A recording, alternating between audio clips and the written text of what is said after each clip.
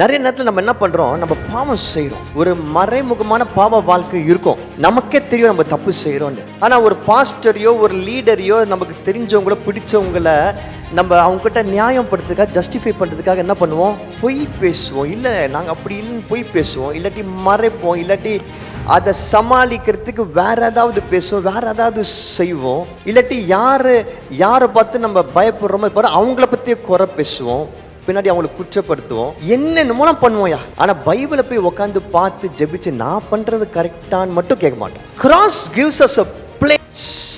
சிலுவை நமக்கு அப்படி ஒரு வாய்ப்பை தருகிறது. சிலுவை ஏன் என்று யோசிக்கும் பொழுது, சிலுவையை ஏன் இயேசு கிறிஸ்து ஏற்றுக்கொண்டார் என்று யோசிக்கும் பொழுது, அது நம்மளை ஹம்பிள் பண்ணி நமக்குள்ள ஒரு சமாதானத்தை கொடுத்து, நான் என்ன செய்யறேன், வசனங்களின் படி நான் வாழ்றேனா, நான் இப்ப செய்யறது இயேசுப்பாக்கு பிரியமா என்று சொல்லி என்னையே சோதித்து பார்க்க வைத்தேன்.